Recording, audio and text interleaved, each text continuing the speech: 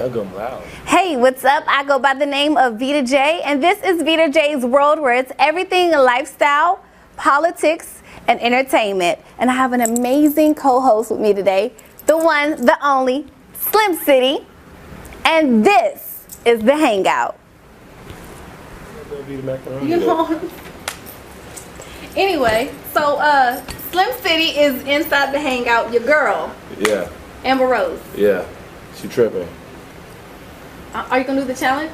I can see you doing the challenge. So if you don't know about the Amber Rose challenge, okay. Amber Rose had just released a photo with her basically nude on a staircase. Okay. And she's showing her bush. Yeah. Her naturally given bush. It's a little tailored. Yeah. But she just put it all out there. I like that. I like a little bush. You like a bush? Not Fully a bush. I like shaved I like peach fuzz. Peach fuzz?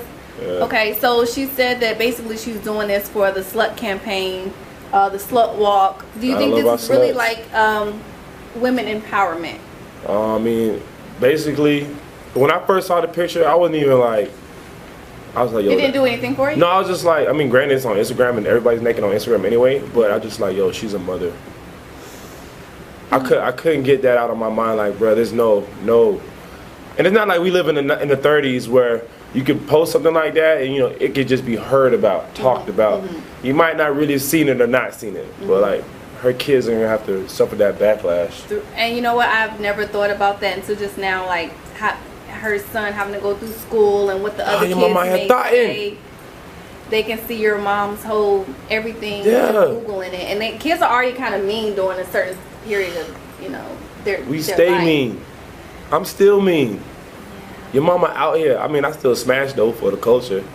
But okay, so as a man, do you think that that's kind of given a bad reputation, or do you understand why she's doing it? I mean, I don't understand because as a woman and her platform that she's had, based upon however she got there, she could do so many things for, you know, minority women, white women. Well, it don't even matter. You know what I'm saying? Because I just feel like it's a white woman feeding off the black culture, and when she feels like she's done with it, she's gonna go marry her a Brad. So she gonna find her nice Brad. Like it's giving something positive out to the culture. No. It's setting us back. You're a mother. Okay. Whose culture? That ain't my culture. Okay. That ain't my culture at all. So do you trim? I'm a movie fiend. Like, I love movies. I love going to the movie theater, getting my popcorn. I'm a movie junkie. Love it. Okay, so you know that there's a new shark movie coming out. Yeah. And it's called 47 Meters Down. Okay. Can you kind of guess what it is?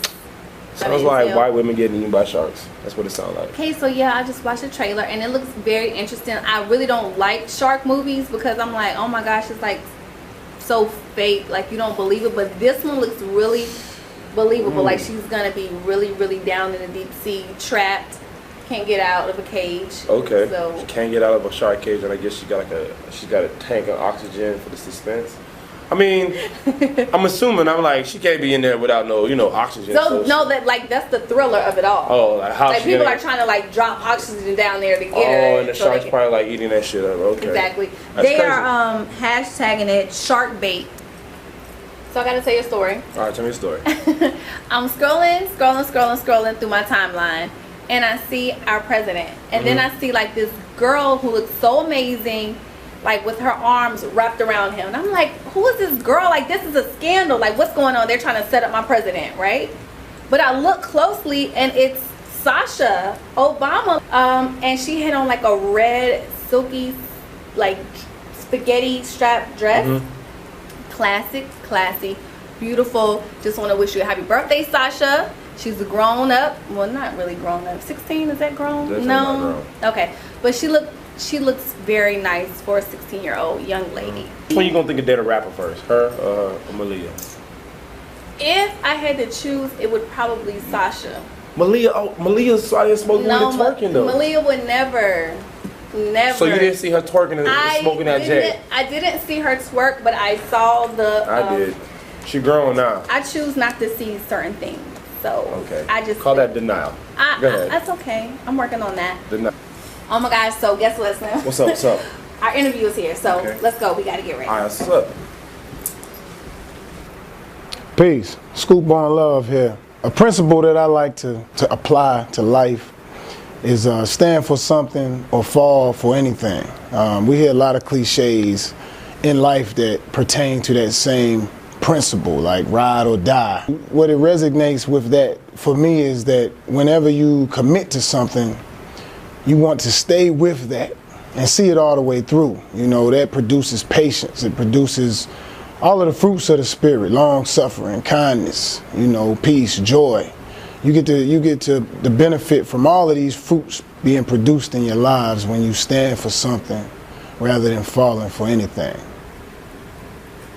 What up, Scoop? What up? What up? What's going on with you? Chilling.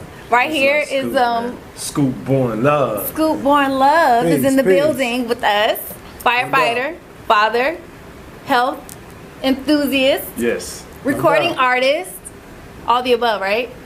So I got Indeed. a few questions for you though, All right. because it's summer, and I just want to know if you had any tips on how to keep some kids safe this summer. Summer safety tips, no doubt. Okay. A lot of kids ride bikes, a lot of bike riding, trail riding and whatnot. You definitely want to keep your helmets on at all times.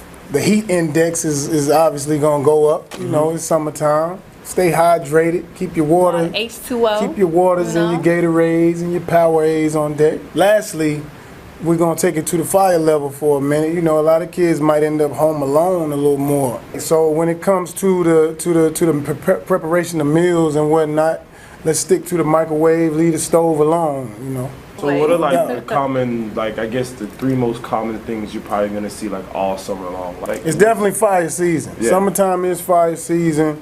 Your trauma calls go up because people are doing more. You know, people outside skateboarding and dirt bike riding, and so you see a lot more trauma as well. as a firefighter, black firefighter, like have you always been in North Carolina? Did you start your career as a firefighter here, or were you like what made you want to get into that? Like that's a very It definitely started here for me. I've actually been on the department for 5 years, and growing up, kind of when it was obvious that college might be difficult to do, somebody mentioned firefighting to me, so that kind of put the seed in my mind. Yeah. And so when the opportunity came to apply, I applied, and here I am, you know, as a firefighter. So what does it feel like to save somebody's life? Like what did that, your first time you saved somebody's life, like what does that feel like? It's a calling, man. You gotta have a heart for people. Definitely. It's kind of like school teachers, doctors, things of that nature. Like if you don't have a heart for service, it's probably not the thing for you. But as far as what it feels like, it just feels like I'm doing what I was called to do. You know, what I signed up to do.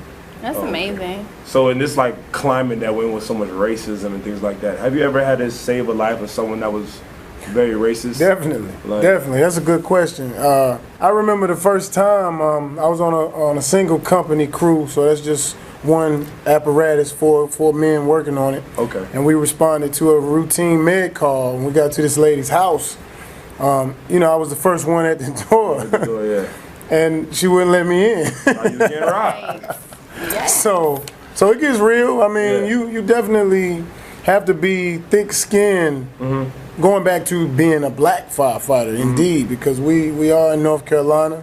So, you know, it's the South, and it's not a traditionally black occupation. Okay. You know, we've always been involved in everything, but we might not have always been welcome.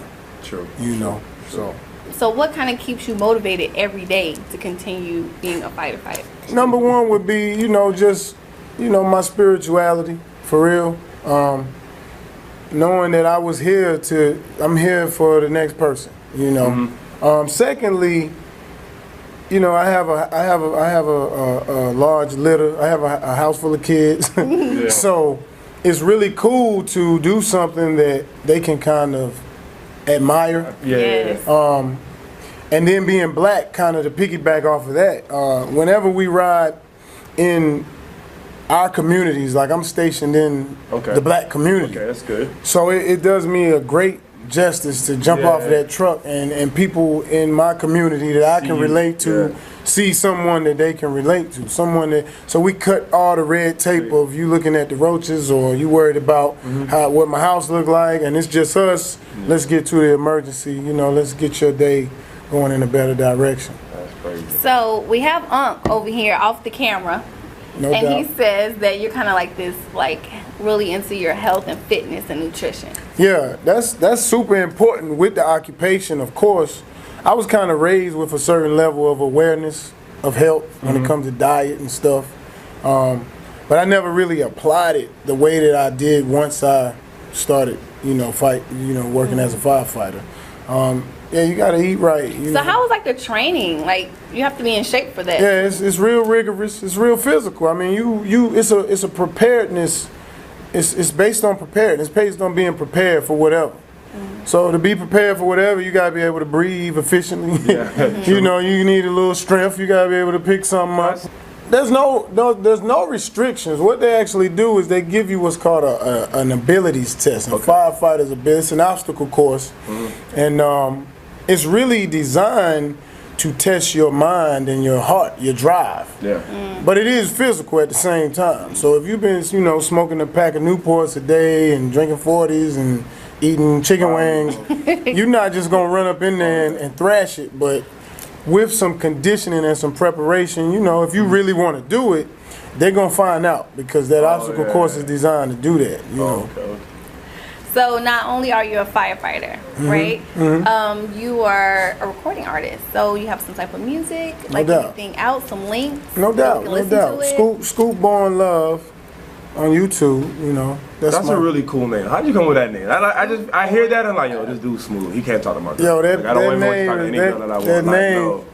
Name is dangerous. Yeah, definitely. It's a derivative of a couple different names. As a child, Scooter was a nickname. Yeah. Because I didn't crawl or whatever. My grandma and them would tell you that. Yeah. So the Scoot was always there, and then for a while in high school, I thought I was cool, so I threw the lover on there. That was pimping or whatever, Scoot lover, Lover. And as I matured and grew and learned more, and my associates evolved. A brother of mine, that I share a lot of spiritual principles with, put me on to the Born, which is bringing things into existence. So I'm Scoot, and I bring love into existence. That's what the name is. So just throw out the Instagram out there so everybody, as they watch this interview, they can just check your Instagram out right now. Yeah. No doubt, ScootBornLuv. ScootBornLuv. Is it BORN or BORNLUV? Okay, yeah, okay. one word.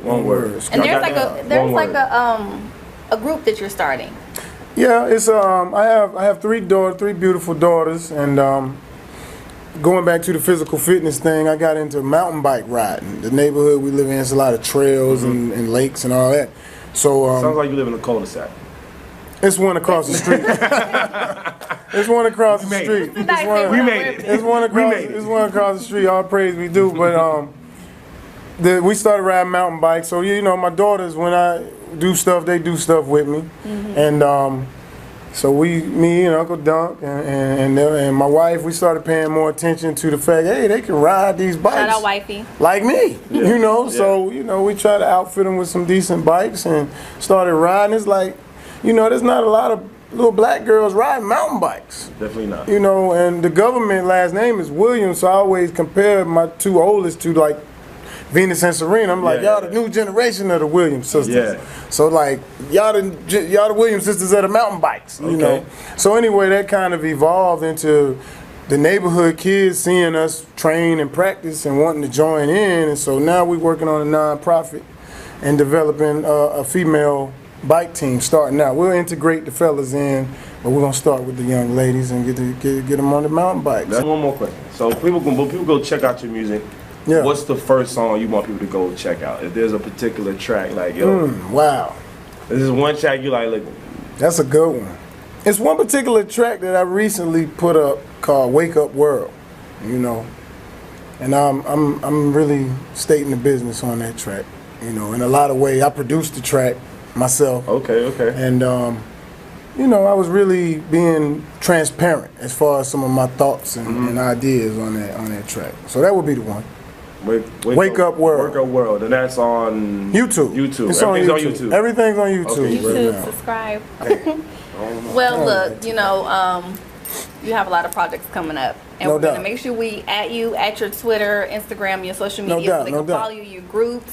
You have something amazing to look forward to with the little girls and the bikes. Definitely. So, and you're a firefighter, so I mean, you might see him in your neck of the woods. Saving your life. No doubt. So if you see him, say hey, offer help if he needs it. You know, he might be saving your life.